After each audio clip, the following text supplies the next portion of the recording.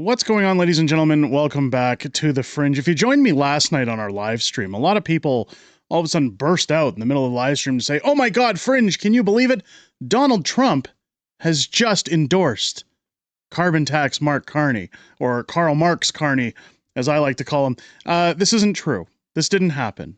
I'm here to set the record straight today, folks, for anybody who's confused as to what's going on, because it paints a deeper picture. There's something larger going on here at stake. And I'm going to explain, because people are already yelling at the screen. I'm willing to bet, Fringe, I heard it. It's all there. Trump said it. Hold on a minute. Pump your brakes. Let's try and figure this one out together. Let's piece it together, shall we? Let's take a look over on Twitter, because you've even got Pierre Poilievre tweeting out this morning. Last night, President Donald Trump endorsed Mark Carney. So Fringe, they're dead in the water. He even said it. It's done. No. I'm going to explain why. For anybody who's missed the point here. Last night, President Donald Trump endorsed Mark Carney. Why? Because as Trump said, he's easier to deal with and knows I will be a tough negotiator and always put Canada first. Carney is weak and would cave to Trump's demands, just like he did when he moved his company headquarters from Canada to New York City. Canadians don't want a weak and conflicted leader. They want a strong prime minister who will put Canada first. So for anybody who's saying, Derek, even Pierre believes this was an endorsement. No, he doesn't. He's using this to his advantage. This was exactly why Donald Trump did this. It is not an endorsement. If anything, it's a slap at the Liberals. Let's play the clip, and then I'll tell you why this isn't what you think it is. Isn't that going to make them more hostile to us and possibly I'd rather deal with a liberal than a for China closer to Canada, and that would really put us in a bind. The conservative that's running is stupidly no friend of mine. I don't know him, but he said negative things. So when he says negative things, I couldn't care less. I think it's easier to deal actually with a liberal. Isn't that going to make them more? So it's easier to deal with a liberal. So what he's essentially doing there is stomping on the Liberals, saying that they're pushovers. That Pierre, as he states in his tweet, will be a tough negotiator. So what he's basically doing is endorsing Pierre in this statement. Keep in mind, Elon Musk has already endorsed Pierre Poilievre. You've even got guys like Viva Frei down here. Actually, Pierre, if you listen to what he said, he didn't endorse Carney. He criticized you for stupidly attacking Trump for no good reason. Exactly what I said from day one. So, I won't go into the full detail of Viva's tweet, but he has a point.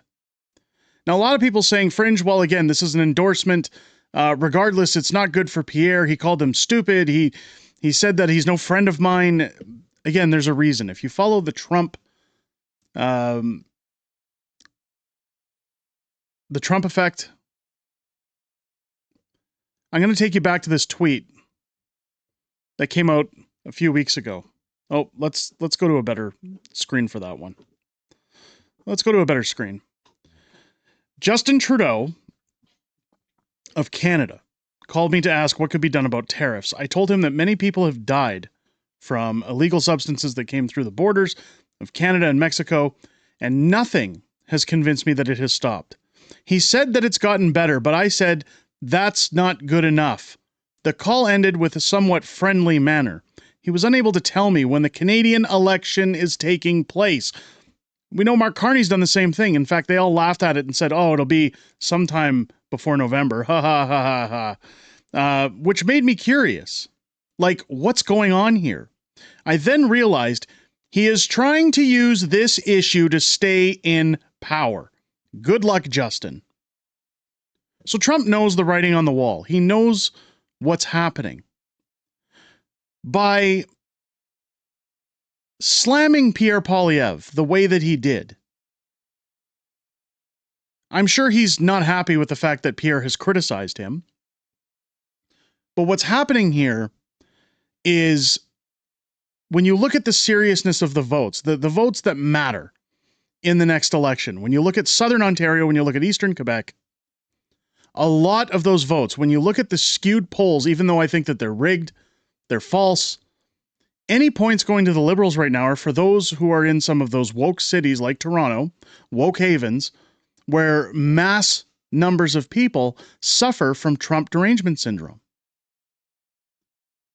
By Donald Trump saying, "I'd much rather deal with the liberals," he's just taken the wind out of their sails. Because anybody with Trump derangement syndrome is now confused. They're conflicted.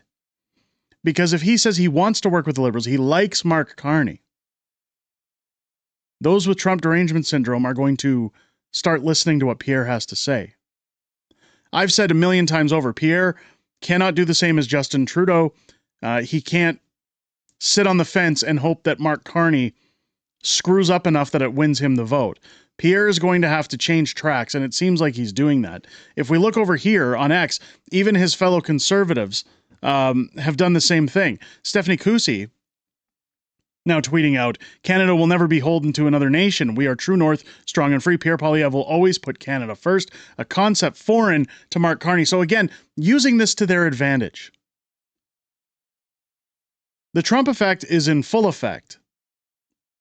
For anybody who thinks that Donald is being unhinged, that he doesn't understand the weight of what's happening in Canada, he wants the same thing for Canada as all of us are screaming for.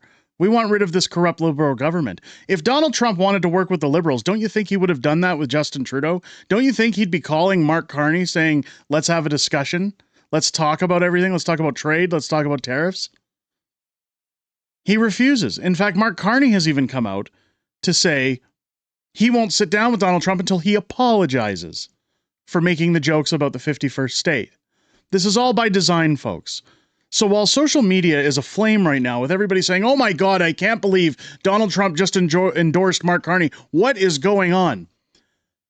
I've said before, things are going to get messy before this next federal election, and people are going to have to open their eyes and realize every angle to what's going on here.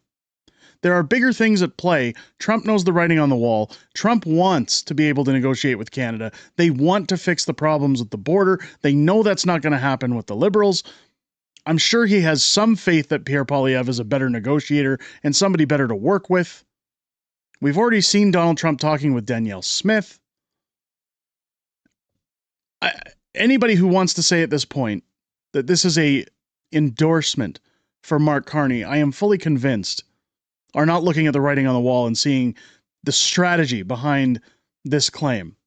Let me know what you guys think down below in the comments. Let me know if you think Trump is doing this on purpose to help Pierre, or if you think really he's just unhinged and he'd prefer an easier deal with the liberals. A lot of people are saying, well, if he can walk all over the liberals, he's going to get what he wants. It benefits America. That's why he's endorsing Mark Carney. I don't think that's the case.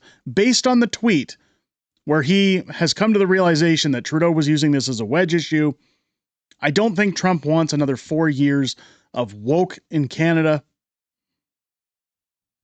Let me know your thoughts down below. If it's your first time here, I hope this video has earned your subscription. Make sure as you hit that button, you click the bell for notifications. Join me live here on the channel each and every Friday night for Friday Night Fringe, our live streaming show, where I sit down with my beautiful wife, Mrs. Fringe. We go over everything that has happened this week in politics, everything that we know that's coming up in the week ahead, as well as back and forth within the greatest YouTube community on the platform. We look forward to hearing what you guys have to say in each one of those live streams, and I look forward to hearing what you have to say personally this Friday, starting at 6 p.m. Pacific, 8 p.m. Central, here on the channel. With that said, ladies and gentlemen, I hope you enjoyed this video. I hope you have a great rest of your day. I'll catch you on the next one.